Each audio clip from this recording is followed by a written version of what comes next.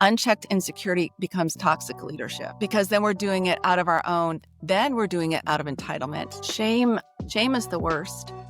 And I think as a leader, we don't realize how much it speaks to us. But if there's things that we're like worried, if somebody really knew that about me, it would disconnect me or dislocate me. That's shame talking. And God is always the most present where shame speaks the loudest. I cannot wait to share with you our Learning from Leaders conversation today. I had Dr. Donna Pisani as our guest, someone I've known for so many years, but is an incredible in terms of the longevity that she's had in ministry. She's been a pastor and a Bible teacher for over 40 years.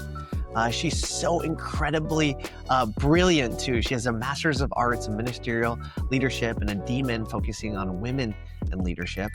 She co-founded with her husband, Dennis, Capital City Church, and has been a co-founder of a Circle of 12, which is a mentoring program for pastors' wives. There's such richness in our conversation as we talk about the new message that the Lord has put on our heart is this idea of being entrusted to lead. And I cannot wait for you to hear the nuggets of gold that she drops, the application that I try to provide for us as we're learning from her as a leader. Can't wait. Dr. Donna Pisani. It's so good to have you. Thank you so much for coming and having a conversation with me. I'm so excited to learn from you. As I mentioned already in my intro, you've got an incredible experience and wealth of experience, both in your studies, thus the doctor, but also in ministry, leading an incredible church for 40 years in the heart of our nation's capital, which, as I know, is not easy soil. I'm just so excited to kind of hear parts of your stories. As our audience knows, I'm trying to learn from you. But I also think as we talk, I'd love to share for you to share what you're starting to learn now too in a new season of life as you guys have handed your church off. So let me get into it before I get too far ahead. In light of the leadership that you've experienced, what has been some of the great mountaintops that you've had along your journey in ministry? So first of all, it's a huge honor to be here with you today, Philip. And I love that you're curious and you want to learn. I want to learn from you too. In fact, we have learned from you guys. And I would say, so we pastored for 30 years, did missions before that for 10 years. I mean, honestly, a highlight in our ministry was having Focus 412 come when our church was growing and helping us create systems to maintain the growth and continue to grow. So that was a highlight. But, honestly, in ministry, the biggest highlight is when you realize you've been entrusted by God to see people's lives touched and transformed and to be a part of that process. I mean, consistently. It didn't matter whether it was somebody who was a leader in government or in business, or if it was a homeless person on the streets, didn't matter what their background looked like. For us, we often would say, we can't believe that we get to do this. Right. And then because Dennis and I led together, I would say that was probably one of the highlights. So, a lot of times in our lives as leaders, the highlight is also connected to the hardship, the hard place. So, but he was very confident in his gifts, and I don't know that I felt like I was super gifted, but he saw stuff in me that I didn't see in myself. And so I'm very grateful now that he consistently pulled out of me. And then we were able to lead together in the church, and each of us had unique strengths. So seeing those strengths strengthen each other was amazing. So that was a highlight. I mean, that's what ministry is, right? We get to do this. Yeah. So As you mentioned that, I'm wondering, how do you remind yourself of that? Because I know Sunday comes every Sunday. You're in the weeds. Staff members are doing staff member things, and how do you remind yourself that we get to do this, not we have to? yeah, so then that goes to this thought, which was mind blowing to me, and it's this idea that we've been entrusted. Yeah.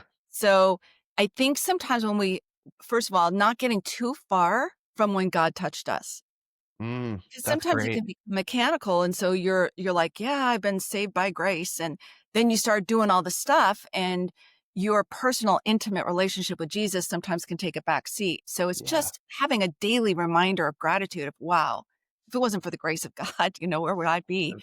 And then also that none of my gifts are mine. They were entrusted by him. Like, I think the battle and the wrestle that we have is that in very difficult seasons, like when you're dealing with staff that you're like, wait, I'm paying you. Yeah. or or you're discouraged because you've been doing all the hard yards and you're not seeing the results that you want to. We can carry the burden of the outcome more than the burden of obedience. And in Wow. those seasons, then what happens is start feeling Yeah. entitled to more. Like why? I mean, with social media, like when we started the church, there was no social media, so we just heard through the grapevine what was happening. Yeah. It's a lot slower process of communication. But now when you like in 30 seconds, you can see all these churches that are exploding the first Sunday of the year or Right. Easter or whatever. And then you start feeling like, well, what am I doing?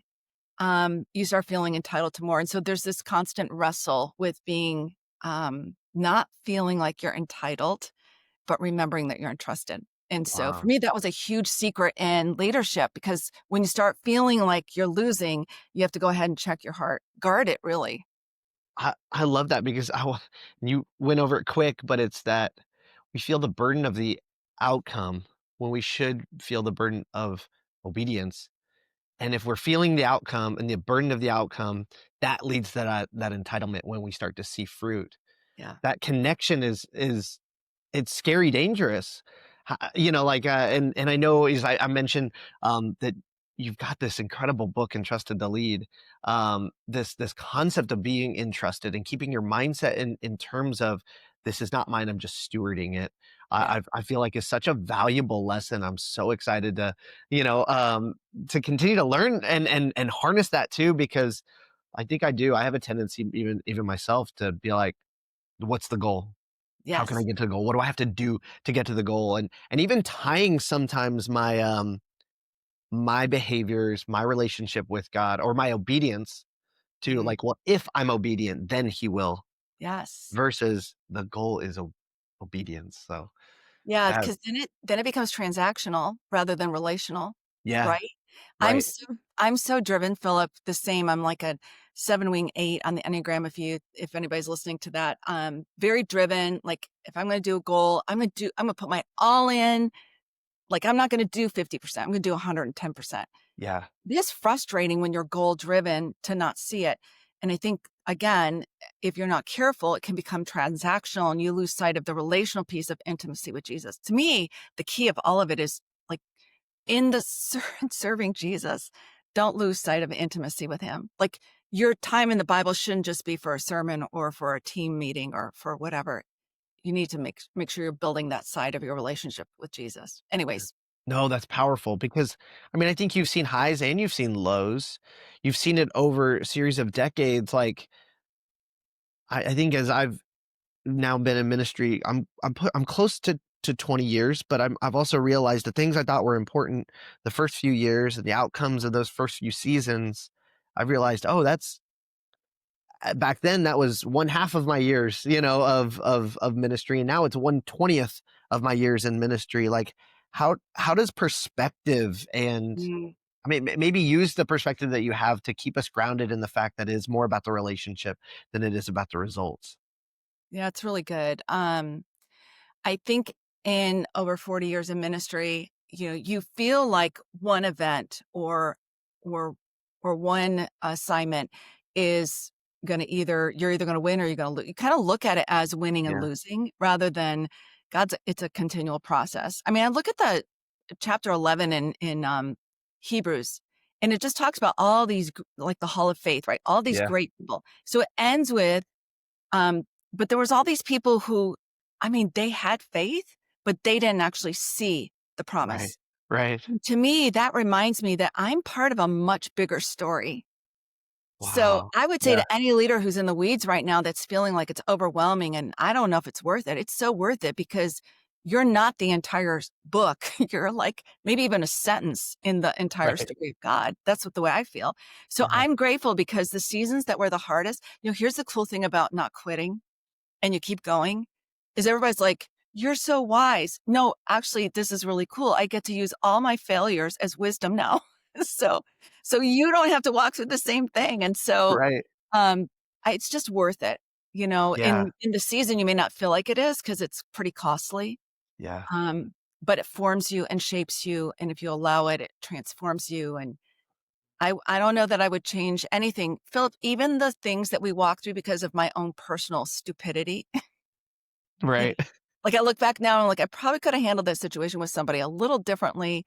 My insecurity was talking too loud, Yeah, but I've learned from that, where does your confidence come from, right? I was man. thinking about that this morning. Yeah. I think if we have unchecked insecurity, I mean, let's talk. I don't know where you're going with this question, but I'm just going to insert Great. I this one. love This it. is my current thought this morning is that if we're not careful, unchecked insecurity becomes toxic leadership Wow. Yeah. Yeah. because then we're doing it out of our own, then we're doing it out of entitlement. Yeah.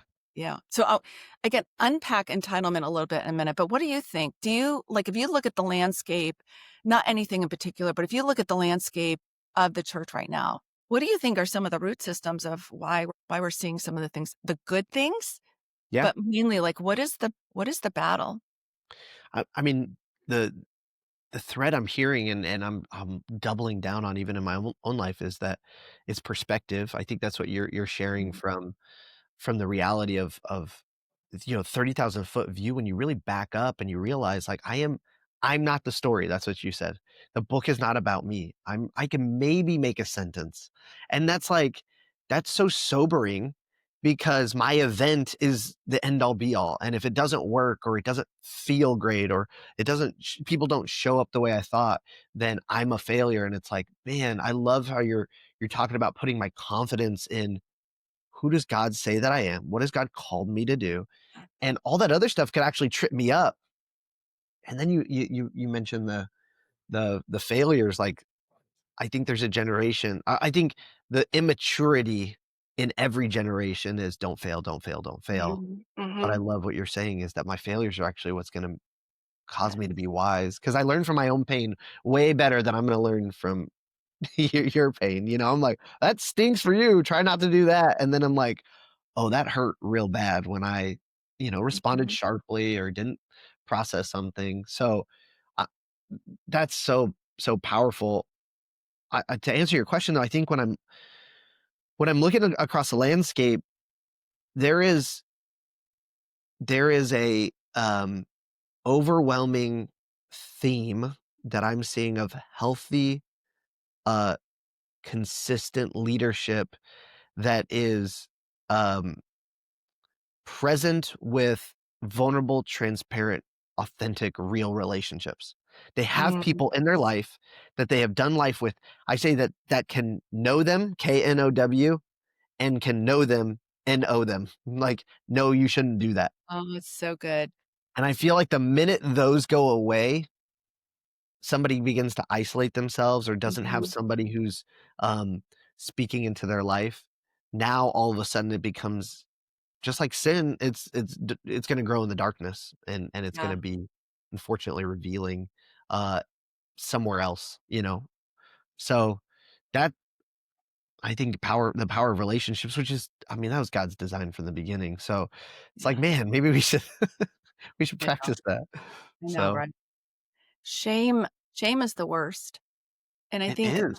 as a leader, we don't realize how much it speaks to us, but if there's things that we're, like, worried if somebody really knew that about me, it would disconnect me or dislocate me. That's shame talking, and Mhm. God is always the most present where shame speaks the loudest. Wow. And so I think in leadership for Dennis and I, because we were leading together, we didn't have a lot of examples. Yeah, We were really intentional on having friendships that we could be honest and vulnerable with. But that requires a commitment and a courage to be willing to step out there and say, "Hey, I'm wrestling with these thoughts," or when you can't be in leadership and have not experienced betrayal, leadership yeah, pain, a Band-Aid isn't gonna fix that.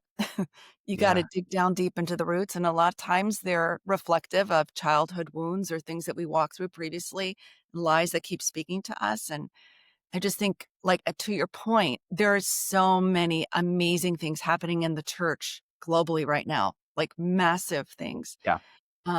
But again, it's realizing that we've been entrusted with something from God. And Right. also, you can't hide anything from God. Eventually, it comes out. Right. Right. Well, I Not know because not because he's angry or not because he's vindictive, but because he loves us. it's the best for us, right?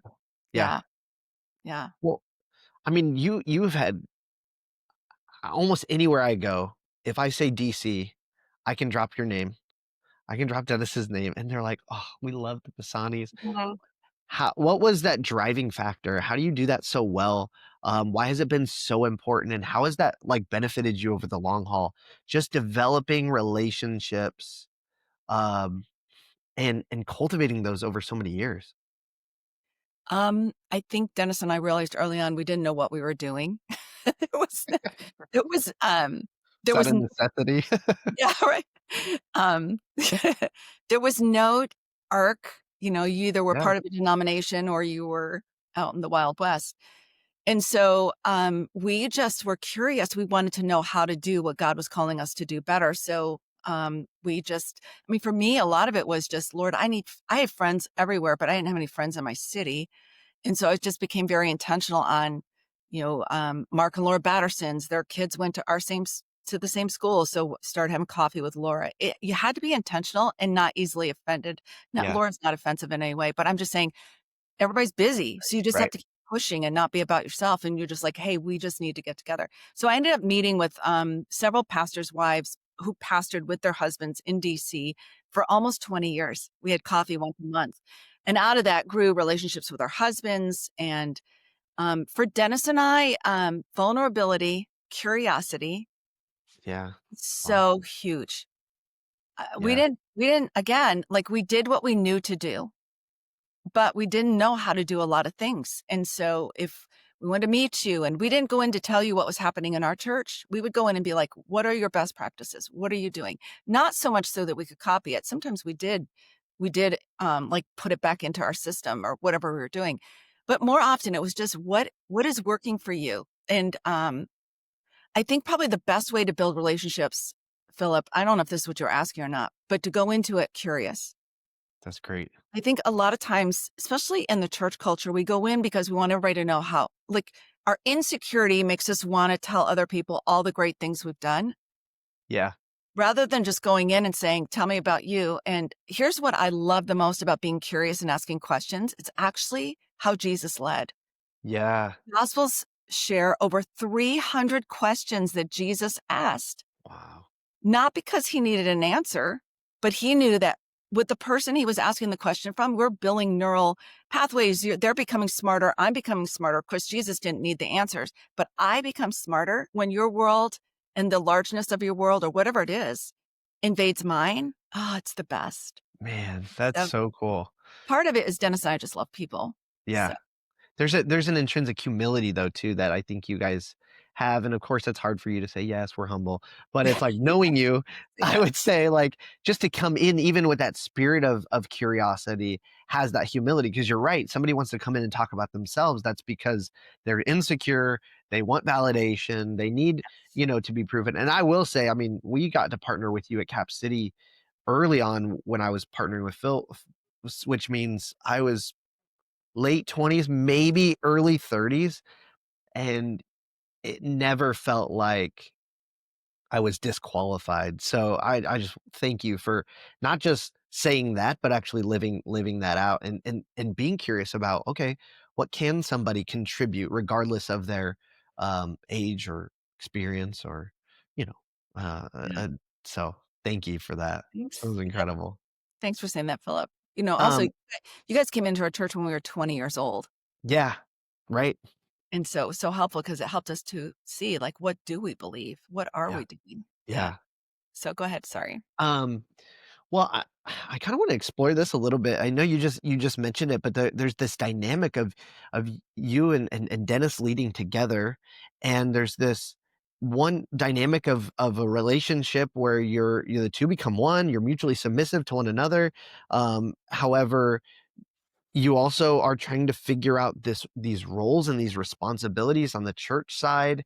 You just even mentioned like being taught j- how did you guys separate but also I don't know if you separated. How did you do this dynamic where he's your husband, he's the pastor of the church, but he's also helping teach and train you as you're on team.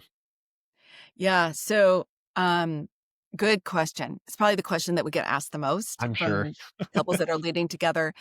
How do we lead together and and still be married? Yeah. So, um, I don't think we did it well in the beginning. I don't think we didn't understand boundaries. I don't even know that we fully understood our unique gifts. Oh, We didn't like we go on date nights and we're obsessed with church. And everybody's like, don't sure. talk about church on date nights. But we're like, well, we're obsessed with it. We love it. What else is there we're going to talk about our kids and the church, you know? So we didn't understand the boundary piece. And honestly, Philip, I would say, there was a good decade or so where we were just trying to find our sea legs. Some of our staff meetings would be like a ping pong table.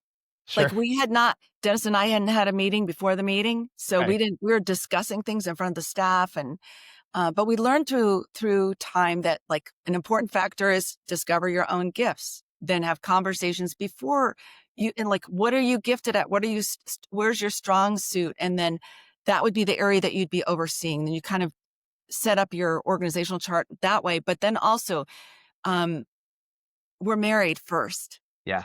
Our marriage is the main thing, and so if there's something that's gonna interrupt that, then that gets set aside because 'cause we're gonna work on anything that would, try to disrupt our marriage. And, mutual respect, if we would be in a meeting and it would be maybe an area that I was overseeing, but Dennis had an idea and went into the leader, wasn't thinking we'd already been in the process of something, Right. and they would come to me, I'd say, "Okay, we're going to submit to what Pastor Dennis wants," but then I would have a private conversation with him. I think the main thing was learning mutual respect, discovering our gifts and boundaries. That's probably the Wow. biggest. And Yeah. that would probably be it took us a while to figure that out. But when you get that down, the power of agreement in the spirit is so unique and Yeah. so incredible. Um, and then when we learned how to not only lead together, but flow in the spirit together, I mean, that took a couple of years of learning how there's nothing better than that. Yeah. So There's just now this at this stage in life, we just love it. I literally had a conversation this week, and I was talking to a couple, and they were co-leading together, and, just finding the reality of how to it's almost like I am Philip, but I'm also a dad, I'm also a husband, I'm also a boss and a leader at home, you know, and, at Yes. home, at work, Angela works with me, like, so we're in a similar dynamic, and I realize as I'm talking to him, I this is lessons for myself is I don't I don't lead in all those environments the same way. I Right. definitely have a toolbox that I Yeah. said, "Okay, I'm gonna use these tools when I'm talking with my boys. I'm gonna use these tools when I'm talking to Angela about our marriage and our calendar and our," you know, and then I'm gonna use these tools when I'm talking about, uh, work at the same time. So there it's almost like what I've noticed is we could almost be in trouble if we try to treat everything the same, Yes. when in reality we're more dynamic than that. And so I love that boundaries, um, and mutual respect. I would add, you know, the awareness of which hat I need to be Yeah, needs to be exactly. dominant right now, Yes. because I've seen some of the I've been in some of those staff meetings, not with you, but where it's like, "Oh, this is a Oh, marriage conversation right now. We need to kind of back up, let them have their space." yes. Yeah. Uh, No, it might have been with us too, Philip, I don't know, but I do think even saying that, like, our kids helped because we had our kids on staff. yeah, Honestly, if you have your kids on staff and you're working with family, it's, like, essential that your kids know or your husband knows, "Hey, I'm wearing the wife or the mom hat right now." yeah, Actually say it. Or I'm in the pastor that's role good. because you're also the employer if they're all working on the same staff. And I also would strongly urge one of the probably the regrets, like I don't believe in regrets unless you turn them into a lesson. But I think probably one of the things I wished we had done when all of our kids were on staff was actually bring in a family therapist Oh, yeah, that's so that powerful. we were able to build healthy boundaries and and set up strong emotional ties that weren't enmeshed. Yeah, So anyways, that's that's so my good. one word of wisdom is, I've talked to other families that lead together, and not everybody sees it. And you may not see it right now, but down the line, I think it would be great. Yeah. Give your kids that. Give your Right. marriage that. I also think every marriage, I don't care whether you know, I mean, especially if you know Jesus, but you need to go to, I think everybody should go to marriage counseling at least at the 7-year mark, Yeah. every 7 years, if not sooner than that. I think as if you're leading together, counseling is really helpful, Yeah. helps you communicate. It helps a non-biased person to be part of your communication. So I think another group of people that would really benefit, especially if you're serving together as a family, to have somebody that comes and helps you navigate that is also the other staff that's not your family, Yes. because they're watching all of this go down. They're also part of conversations that are incomplete Right. a lot of times because a family dinner does turn into a staff meeting, a Yes. pseudo staff meeting, and you're like, wait, when did that get decided? And I feel like I'm on the outside because I'm not, Mhm. a so and so, a Jones or a whatever it might be, and so it's like, bummer. Um, but I think that does allow, and I think that's where it's strong. What you said too is those So good, boundaries to Philip. know this is the environment we're having those kinds of conversations.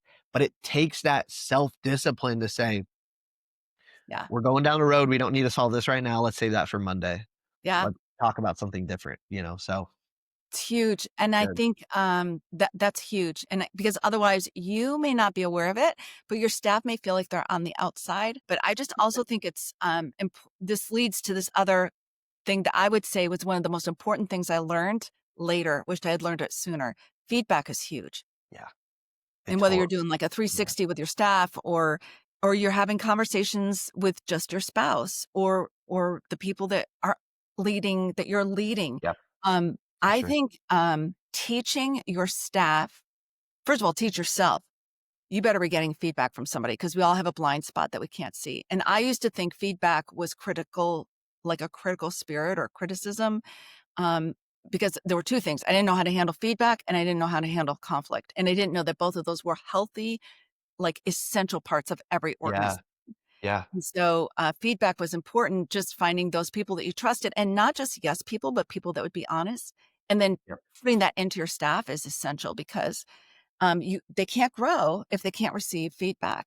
And so that's essential. And then also conflict isn't always bad. Conflict is like, it's just an indicator of some area that needs to be Right. communicated, healed, or restored.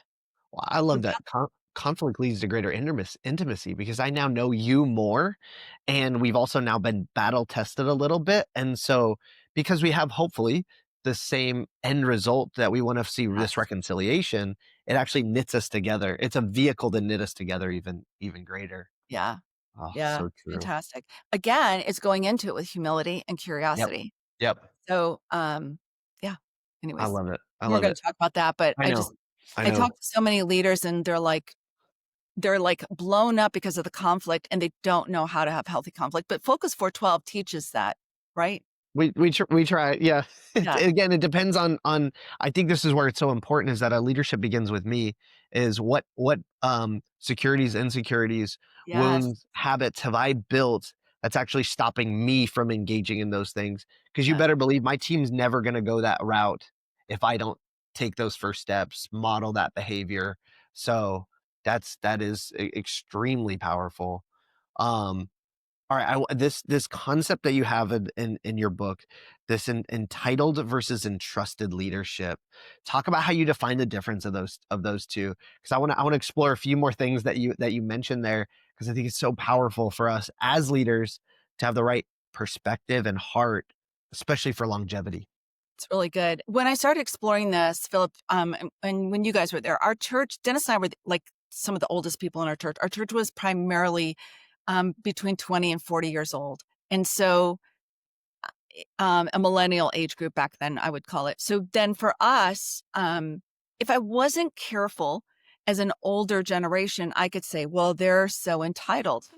Yeah, So, yeah, um, even though we're the generation that taught that, and I remember one time, like we were trying to I think train staff or there's something happening, and I was like, oh, the entitlement piece, and I felt like God spoke to me and said, but you're entitled. So I always thought entitlement meant ego driven, like you owe me. You owe uh, me this because I'm like, you hired me and now you owe me. It's almost like I have to make sure I only work this many hours and you're not going to step over, we do need healthy boundaries, but on the same token, there's ministry. So Right. sometimes it requires an all in.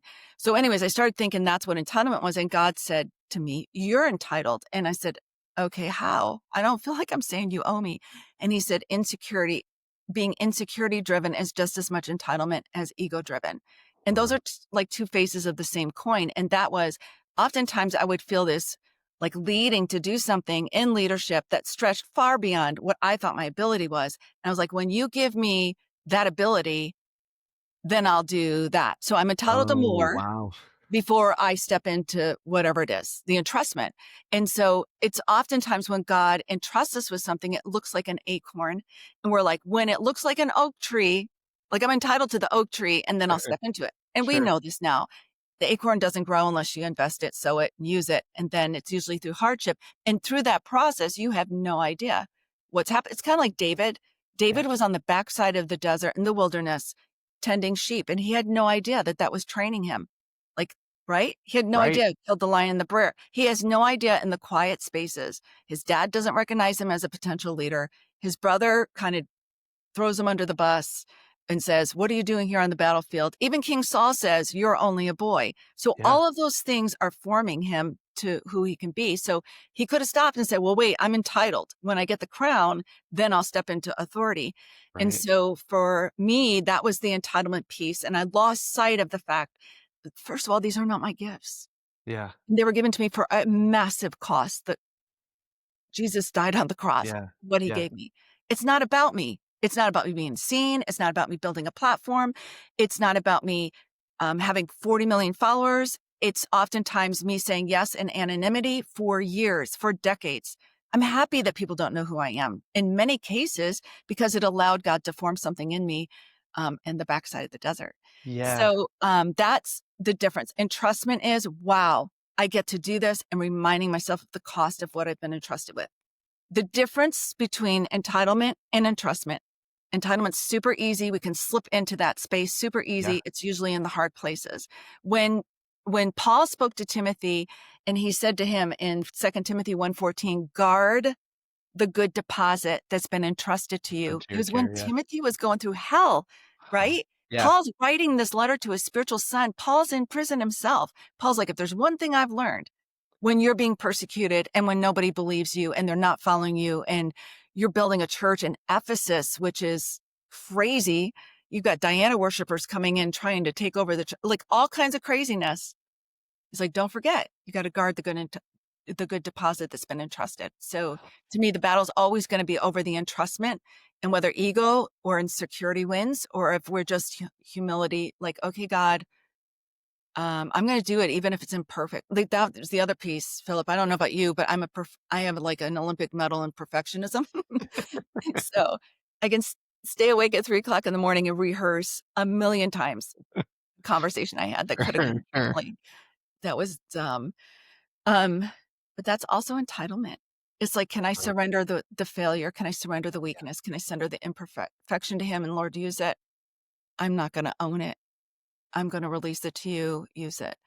I mean, there's mistakes we do have to own because we have to bring correction to it. But I think those are the most challenging moments. So that leads into incarnational leadership, which is not a Let term. me let me not to oversimplify this, but this is what I'm hearing as you're talking is that if I have to continually remind myself of the source, the gift came from God, it is for God, it is through him, from him, through him, and to him are all things, to him be glory forever and ever. And so if I remind myself of the source, what it actually does is it realigns my spirit towards Yes. all of those things. And so that's the piece I've written down of like, okay, that's the nugget. And I love that acorn concept is like, and if you do that day in and day out over Yes. a long period of time, you're going to see strength. You're going to see a series of wins. But you're going to be humble in the fact of, I'm not going to take credit for any of that because I knew all along that never should have happened because I doubted here and I didn't see where the provision was coming from here. And that, we were hanging on by a thread there. And we just say, it's God. It's all God. It's always been God. So, yeah, Yes. incarnational. Let's hear it. Okay, so back to, It's Never Ours. I love the story about Jesus marveling at the centurion's faith. Yeah, And and again, you know this, but it was again just like an eye-opening moment. Wait, it's because the centurion understood. He understood that he was stewarding the authority that he'd been given. It wasn't his. And so right. that's how he could say to Jesus, okay, you're steward, like you speak the word and it'll be done. And so Jesus is like, the greatest faith is the faith that understands all we are doing is stewarding an authority that's been given to us by God. It's not ours. So the Yeah, position, and the problem with that, Philip, is oftentimes as you start growing and your leadership starts strengthening, if we're not careful, people will say to us, "Oh, you're so great." You hear all the accolades, and you can quickly own yeah. rather than surrender. And Wow. so, I think that incarnational leadership is that term. Incarnational is Jesus became flesh, right? Right. So it's leading like Jesus, which is the servant leadership. I mean, that's the Yeah, other thing. Jesus said, "The greatest among you is the one who serves." So the disciples are duking it out about who's going to be the greatest, who's going to sit on his right hand and his left hand. I can just yeah, see them, right? right. It's like, wait a minute, and then he washed their feet. So it's going back to and I think we have to be in a world where sometimes that servanthood can be abused, and you can consider maybe you're in a toxic environment or whatever. I just want to say, Dennis and I grew up in many toxic environments, but Mm. at the end of the day, I'm not saying stay in it. I'm just saying don't let it like mar you or mark you in a bad way. Be like, okay, Lord, what did I learn from that? For us, it was a huge transformational point where we're like, okay, I don't want to lead like that, but work Wow. in me Yeah. what you need to work in me. We have to stop isolating ourselves from things that we think are bad just for the sake of it and just be like, okay, what am I gonna learn from that? I love, and this is somewhat subtle, but I know can be a barrier is that you're mentioning, like, I've got to be aware of the voice that is happening within my head. Mhm. To say what you just said is like, "Okay, I know I'm comparing. Okay, I know I'm taking this, on as my own ego." Like, you're almost you're aware enough of yourself that you're even able to call those things out, and not to mar yourself for it or to shame yourself for it, but to say, "Okay, God, that's an area for you to please Yes. start working." Like, that alone, I think is revolutionary because I don't know how necessarily, I don't know if that comes with time, I don't know if it comes with maturity, or if there's ways that we can how do we, become more and more aware of what the self-talk is in order to Good. submit that to the Spirit of God?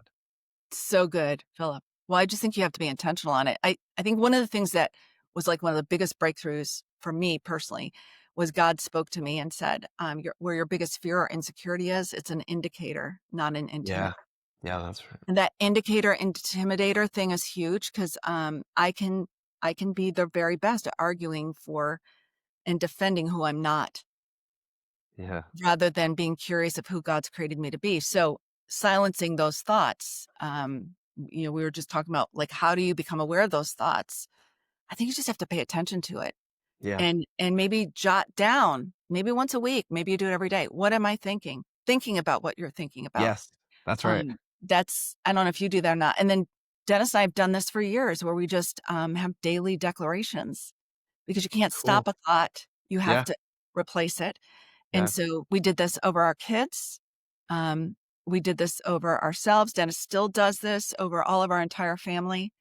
Wow. We actually wrote down, like when our kids were wrestling with things, we would write down, specifically with our son, when he was younger. We did this with a couple of our kids. We wrote down scriptures that countered what they were battling with. With our daughter Jessica, I just was so frustrated one day. I just wrote them on the top of her wall because I wanted the first thing she saw in the morning and the last thing at night Right. just to see what God said about her. And Evan, we framed them, and then we had those daily declarations. But if we do that over ourselves and we start agreeing with what God has already spoken over us, I mean, it's massive Yeah. because then it goes from performing Yeah. for His approval to standing Mhm. in confidence from it, Right. and that's massive. That's such a big transformation. Something that came to mind as you said, fear is either an indicator, but we oftentimes use it as an intimidator. Like, I just the visual that brings is if I'm intimidated by something, I run from it. But if it's an indicator, like a light comes off of my dash, I got to explore it. I've got to go deep into Yes. it. So what does that mean? And that's just such a powerful tool. And even to think about what I'm thinking, that is that shift. And I love it, to replace it with something else. And of course, there's nothing better than God's word.